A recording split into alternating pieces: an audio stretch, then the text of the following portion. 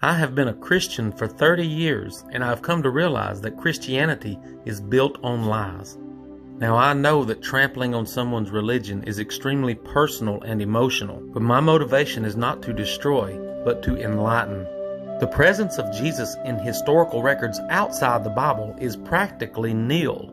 Philo and Josephus were first-century Jewish writers. They give us extensive and detailed writings from a first-century Jewish perspective, yet Philo never mentioned Jesus at all. And the only mention of Jesus by Josephus has been proven to be a forgery.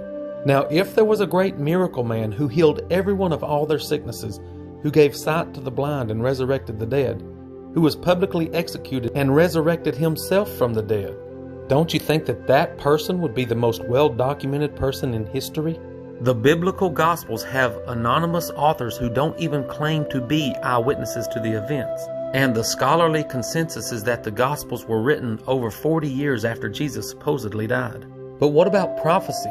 Christians claim that Jesus fulfilled over 300 prophecies. But a careful examination of this claim will expose the lies.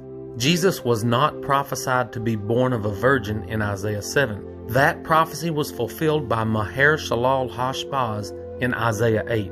Jesus was not prophesied to be born in Bethlehem, but Hezekiah was the king who came from Bethlehem to protect them from the Assyrian invasion.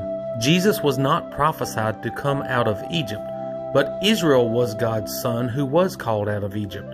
Jesus was not the suffering servant in Isaiah 53.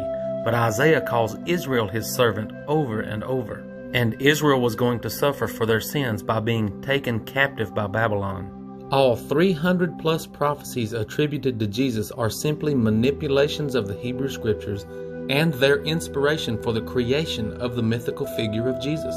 This information has led me to believe that our eternal destination has nothing to do with what we believe about Jesus, but has everything to do with whether we have a loving God or not.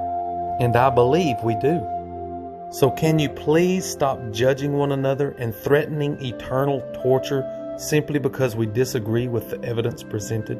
Why can't we just love one another?